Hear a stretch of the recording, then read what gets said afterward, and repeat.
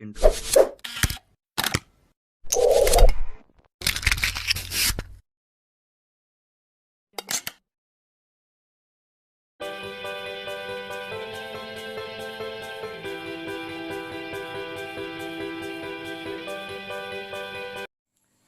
Assalamualaikum warahmatullahi wabarakatuh. Selamat malam.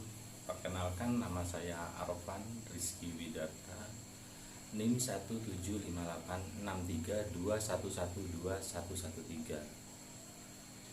Di sini saya adalah salah satu mahasiswa di Sekolah Tinggi Ilmu Administrasi Pembangunan atau Setia Pembangunan di Jember. Di sini saya akan menjelaskan tentang mata kuliah Sistem Informasi Manajemen. Nah, Anda tahu tidak apa itu Sistem Informasi Manajemen atau sering disebut juga dengan istilah SIM, Sistem Informasi Manajemen.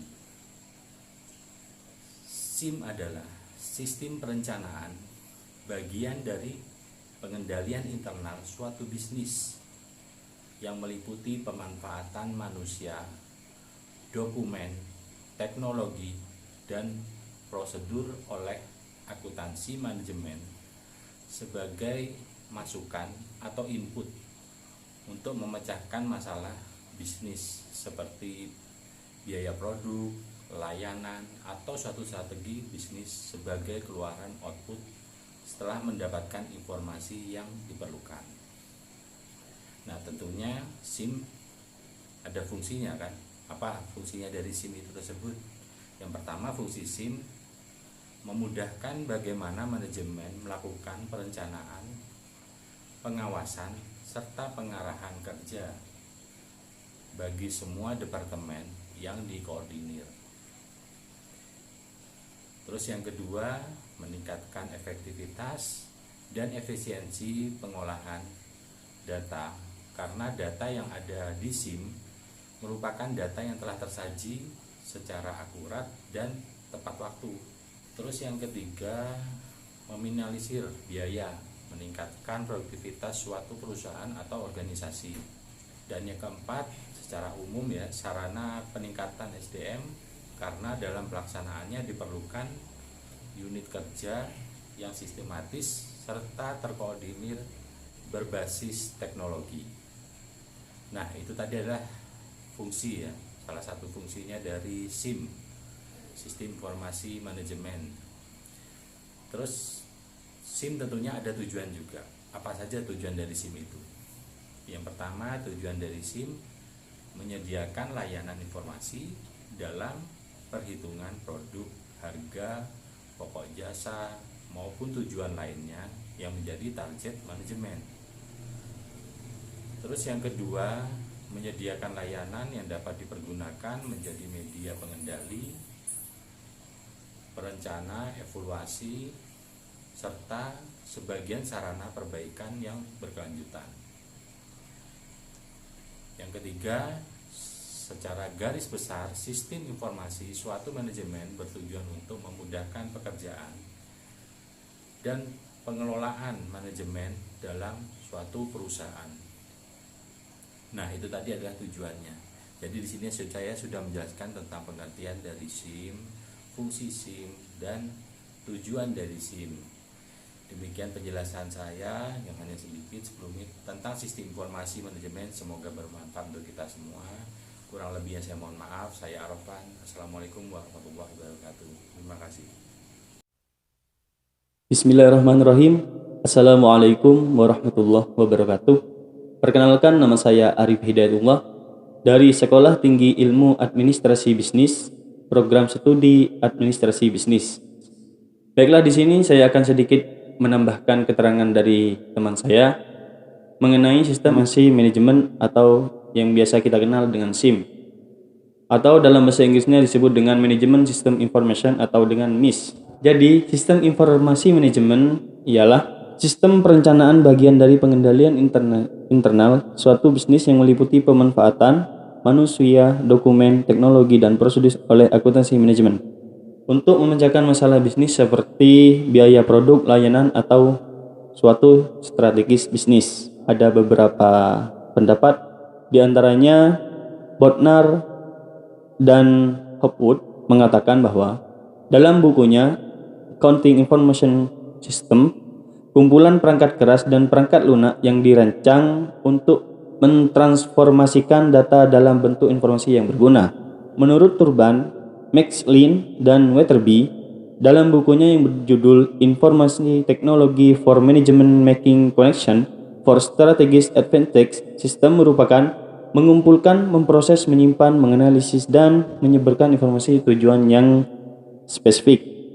Kemudian menurut L. James Avery, sistem merupakan prosedur logis dan rasional guna melakukan atau merancang suatu rangkaian komponen yang berhubungan satu sama lain.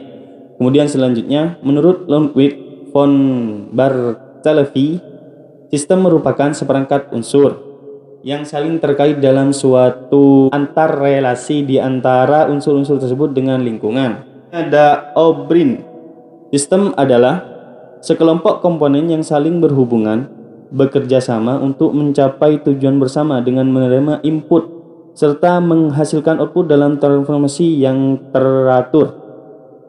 Kemudian selanjutnya Azhar Susanto yang mengatakan bahwa sistem adalah kumpulan atau grup dari subsistem, bagian atau komponen apapun baik fisik maupun non-fisik yang saling berhubungan satu sama lain dan bagian pengendalian, pengevaluasian, dan perbaikan berkelanjutan. Warahmatullahi wabarakatuh. Halo teman-teman, perkenalkan nama saya Faridatun Nikmah. Saya mahasiswa dari STIA Pembangunan Jember, Administrasi Bisnis semester 6. Di sini saya akan menjelaskan tentang studi kasus tentang sistem informasi manajemen di minimarket Alfamart dan Indomaret. Di sini saya akan menjelaskan dulu tentang profil dari PT Indomaret. Indomaret sendiri yaitu sebuah minimarket yang dikelola oleh PT Indomarko Prismatama yang pertama kali dibuka di Kalimantan. Setelah itu toko cabangnya di Jakarta dibuka di Jakarta Utara. Terus pada tahun 1997 perusahaan minimarket ini mendapatkan penghargaan dari Ibu Megawati Soekarno Putri karena menerapkan sistem informasi manajemen yang begitu bagus, apalagi dengan moto yang mudah dan hemat. Itu moto dari PT Indomaret Prismatama. Sistem informasi manajemen yang dilakukan oleh PT Indomaret ini yang pertama yaitu menggunakan POS, yaitu Point of Sales. Yang kedua yaitu menggunakan sistem check out scanner atau pembayarannya menggunakan debit BCA. Terus yang ketiga yaitu menggunakan DPS, Digital Packing System. Di sini kecepatannya dan pelayanannya disesuaikan dan diefisiensikan secara optimal. Yang kedua yaitu Alfamart yang dikelola oleh PT Sumber Alvaria Trijaya Tbk yang didirikan pada tahun 1989. Di sini moto dari Alfamart yaitu belanja puas, harga pas.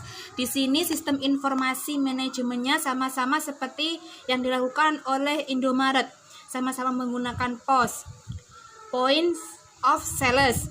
Terus yang kedua yaitu menggunakan scanner pembayaran menggunakan BBCA.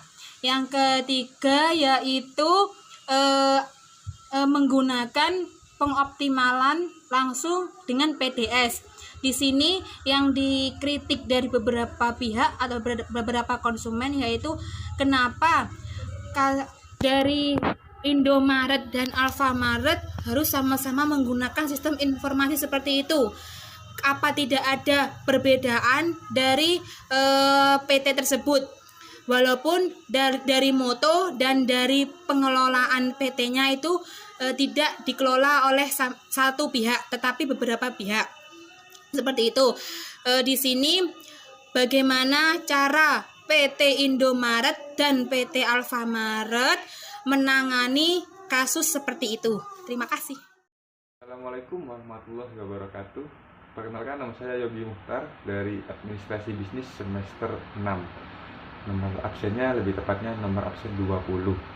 Di sini saya akan menjawab studi kasusnya dari Mbak Farida tentang mengapa Alfamart dan Indomaret menggunakan sistem informasi manajemen POS dan DPS dan scanner.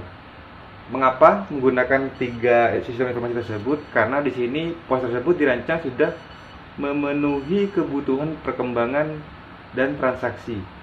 Maksudnya di sini POS itu sudah mencakup dalam penjualan, persediaan, dan penerimaan barang.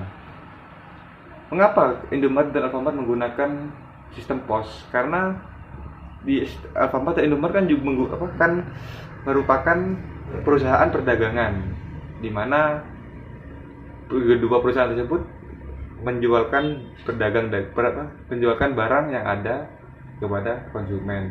Jadi, mengapa menggunakan POS? Karena POS tersebut sudah dirancang untuk memenuhi kebutuhan, jadi mempercepat pekerjaan bagi para karyawan terhadap kepuasan pelanggan.